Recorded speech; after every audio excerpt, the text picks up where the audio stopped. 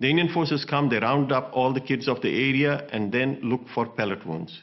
If there is anyone with any wound, they are taken away. They're not taken away to hospitals or for treatment. They are taken away for interrogation.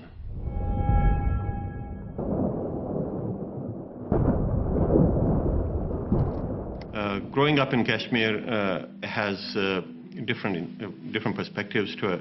One is life in one of the most beautiful places in the world. It's also referred to as heaven on earth. Then there's the other side to it where you have the military presence, and the BJP-led government of India passed a law within the Indian Parliament, basically revoking the legal connection between Kashmir and India.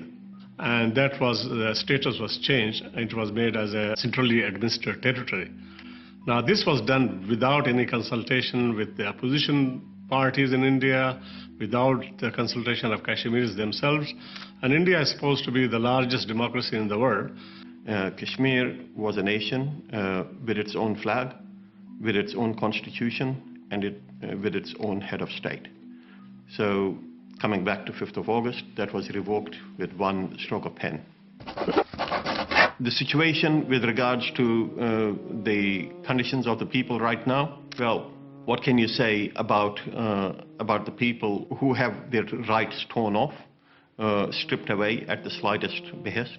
We were expecting that after 5th of August, this big change, Kashmir will explode because people will not take it. And personally, I was really surprised that nothing has happened, or we don't know what is happening in Kashmir. The way the Indian government has got the Kashmir in lockdown and using all the modern technologies, they have cancelled all the internet connections, phone connections, landline connections. There are barbed wires on the streets. People cannot move. You find the Indian forces all around. There's about a million Indian security forces in Kashmir. So they have really planned it so well, and they have been highly successful in subduing Kashmir. This Kashmir is completely silenced. At night, the Indian forces go into houses and they arrest all the kids. They round them up and check them for pellet wounds. Pellets are used by Indian forces to fire at crowds. They're like a marking, and many people have died and many people have lost their eyesight as a result of that.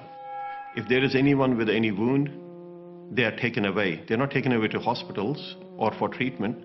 They are taken away for interrogation. So that's how the Indians have started to identify people who participate in protests. The response from the Muslim world is really poor.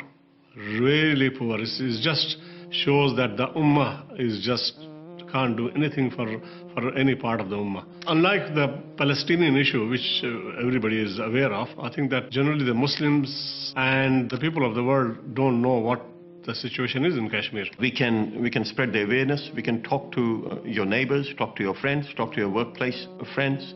Unfortunately, there's not a lot of information out there to educate people as to what's happening in Kashmir and what the real story about Kashmir is. So if you are seeing this, if you're watching this video, please pass it on. Speak up, and inshallah you will be rewarded for that, for speaking up itself, inshallah.